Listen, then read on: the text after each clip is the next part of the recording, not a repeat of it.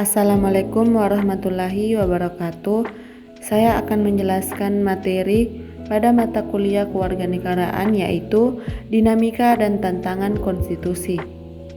Sebelum masuk ke penjelasan, perkenalkan, nama saya Aruni Fatwa, NIM D1A121029. Dinamika konstitusi yang terjadi di Indonesia.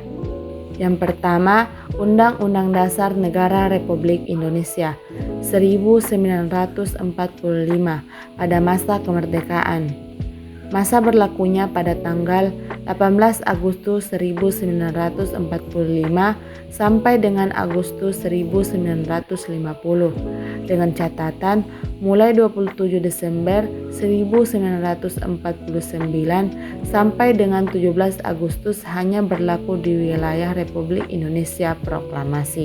Yang kedua, masa Konstitusi Republik Indonesia Serikat 1949. Masa berlakunya pada tanggal 27 Desember 1949 sampai dengan 17 Agustus 1950. Ketiga, Undang-Undang Dasar Serikat 1950. Masa berlakunya pada tanggal 17 Agustus 1950 sampai dengan 5 Juli 1959. Yang keempat, Undang-Undang Dasar Negara Republik Indonesia 1945 pada masa Orde Lama. Masa berlakunya pada tanggal 5 Juli 1959 sampai dengan 1965. Dan yang kelima, Undang-Undang Dasar Negara Republik Indonesia 1945 pada masa Orde Baru. Masa berlakunya pada tahun 1966 sampai dengan 1998. Tantangan konstitusi di Indonesia. Pada pertengahan 1997, tantangan yang dialami adalah negara kita dilanda krisis ekonomi dan moneter yang sangat hebat. Pada awal era reformasi, pada pertengahan 1998, tantangan yang dialami adalah tuntutan reformasi di masyarakat.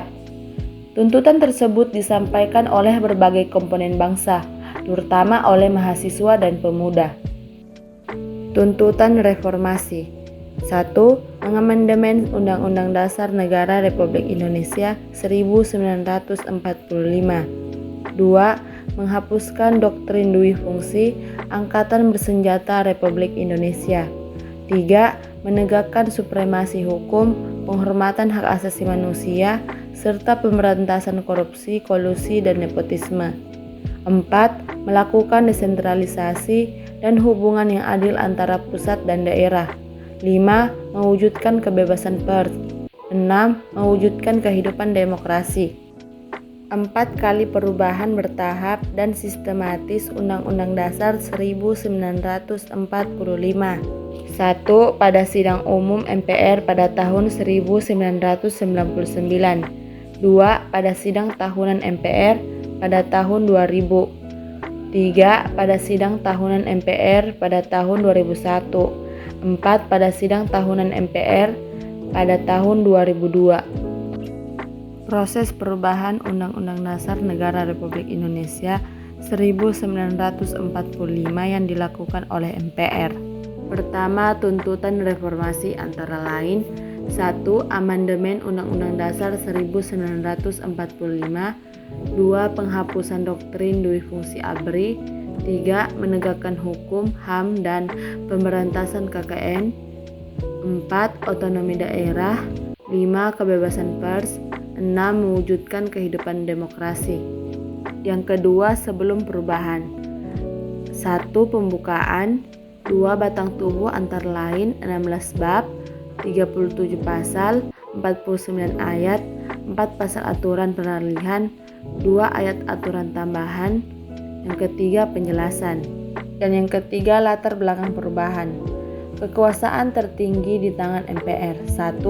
Kekuasaan yang sangat besar pada presiden.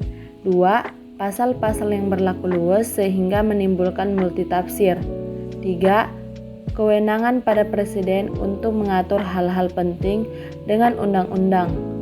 4. Rumusan Undang-Undang Dasar 1945 tentang semangat penyelenggaraan negara belum cukup didukung ketentuan konstitusi. Keempat, tujuan perubahan. Menyempurnakan aturan dasar mengenai 1. Tatanan negara, 2. Kedaulatan rakyat, 3. HAM, 4. Pembagian kekuasaan, 5. Kesejahteraan sosial, 6. Eksistensi negara demokrasi dan negara hukum, 7. Hal-hal lain sesuai dengan perkembangan aspirasi dan kebutuhan bangsa. Yang kelima, dasar yuridis. 1. Pasal 3 Undang-Undang Dasar 1945. 2. Pasal 37 Undang-Undang Dasar 1945. 3. TAP MPR nomor 9 garing MPR garing 1999. 4. TAP MPR nomor 8 garing MPR garing tahun 2000. Yang kelima, TAP MPR nomor 11 garing MPR garing tahun 2001. Yang keenam, kesepakatan dasar. 1. Tidak mengubah pembukaan Undang-Undang Dasar 1945. 2. Tetap mempertahankan negara kesatuan. 3. Mempertegas sistem presidensil. 4. Penjelasan Undang-Undang Dasar 1945 yang memuat hal-hal normatif akan dimasukkan ke dalam pasal-pasal. Yang kelima, perubahan dilakukan dengan cara adendum. Yang ketujuh, sidang MPR. 1. Sidang Umum MPR tahun 1999 tanggal 14 sampai 21 Oktober 1999. 2. Sidang Tahunan MPR tahun 2000 tanggal 7 sampai 18 Agustus 2000. 3. Sidang Tahunan MPR tahun 2001 tanggal 1 sampai 9 November 2001. Yang keempat, sidang tahunan MPR tahun 2002 tanggal 1 sampai 11 Agustus 2002. Dan yang kedelapan, hasil perubahan. 1. Pembukaan. 2. Pasal-pasal. Antara lain 21 bab, 73 pasal, 170 ayat, 3 pasal aturan peralihan, 2 pasal aturan tambahan. Itulah tadi materi penjelasan dinamika dan tantangan konstitusi. Saya ucapkan terima kasih.